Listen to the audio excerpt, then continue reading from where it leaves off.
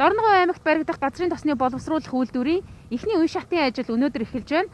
За энэ ажлыг гүйцэтгэгч байгаа Бүгд найрамдах энэтхэг улсын компани зүгээс 26 сарын хугацаанд одоо үйлдвэрийн суурь бүтэц болох 9 барилга байгууламж бүхий одоо энэ ажлыг хийж гүйцэтгэнэ гэж хэлж байна. Төслийн гүйцэтгэгчээр шалгараад байгаа Бүгд найрамдах энэтхэг улсын GMC Projects India компани нийт гэрээний санхүүжилтэд 97.8 сая долларыг технологийн бус барилга байгууламж үйлдвэрийн талбайд дэд бүтцийг барихад зарцуулнаа. Үүнд 80 км шугам хоолой усан хангамжийн байгууламж, гүний усан сан, 12 км автозамын ажлууд багтаж байна. Тус компани энэтхэг болон бусад улс оронд бүтээн байгуулалтын 50 гаруй төслийг амжилттай хэрэгжүүлсэн туршлагатай юм байна. Гүйцэтгэгч талаас хуулийн хүрээнд бүх зөвшөөрлийг авснаар ажил инхүү эхэлж байна. За үйлдвэр үндсэндээ үйлдвэрийн бүтээн байгуулалтыг 4 багц гэрээний хүрээнд хэрэгжүүлнэ. За эхнийх нь энэ технологийн бус барилга байгууламжуудын ажил байгаа. Энэ ажил нь бол дараагийн одоо бүтээн байгуулалтын суурь нь болно. Цахилгаан тийм ээ дахиад бид нар одоо бор хөврийн говьлууга усны одоо шугам хоолой татахад зэрэгцүүлээ цахилгааны шугам татна. Үйлдвэрийн талбай дээр түүхийн усны одоо нөөцийн сав барина. 9-10 барилга баригдана шүү дээ. Энд дэр чи одоо бэлтгэл ажил, офис, агуулгах сав, парк, засварын цех тийм ээ. Гэт за энэ ажлууд бол хийгдэн энэ жил эхэлнэ. 2 жилийн хугацаанд үргэлжлэнэ.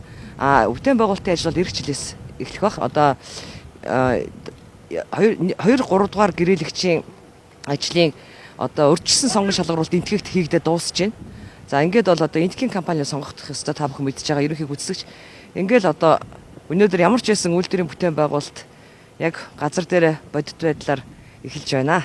This job we are very thankful to Mongol. Тэгээд бид нар болохоор төлөвлөсний дагуу 10 сард Монголд ирэх хэрэгтэй байсан боловч одоо ингээд цар тахлын нөлөөгөөр ирч чадаагүй 1 сарын 5-нд ирсэн.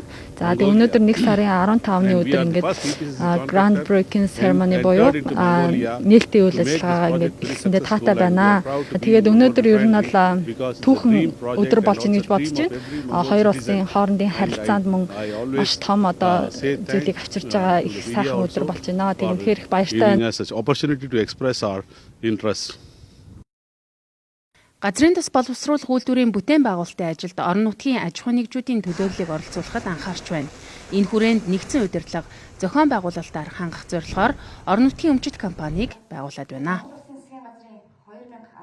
За энэ дээр мэдээж хэрэг энэ бол үндэсний хэмжээний том бүтээн байгуулалт явагдана. Нарийн технологи шаардсан, өндөр одоо мэргэжлийн ур чадвар шаардсан, техник одоо хүн хүч шаардсан ийм томоохон ажлууд байж байгаа. Энэ дээр мэдээж хэрэг манай үндэсний компаниуд бас холбогдож ажил гүйцэтгэх ийм чиглэлээр бол хамтран ажиллах гэрээнүүд анхан шатны одоо хэлцлүүд нь бол хийгдэж эхэлж байгаа юм байлаа. Тэгэхээр бас үнийг дагаад бис үндэснийхээ одоо томоохон компаниудын туслан гүйцэтгэгч байдлаар манай орон нутгийн компаниуд бас ажиллах боломж бол нэгднэ гэж харж байгаа. Одоо ажиллаж байгаа 14 инженер дээр нэмж 2 дугаар сард 35 инженер техникийн ажилчин Монгол улсад ирнэ. 2022 оны 11 дугаар сард эхний үеийн ажлыг дуусгахаар төлөвлөгөөтэй ажиллаж байгаа боловч цар тахлаас шалтгаалж хугацааны хувьд өөрчлөлт орохыг үгүйсэхгүй гэж гүйцэтгэгч компани зүгээс хэлж байна.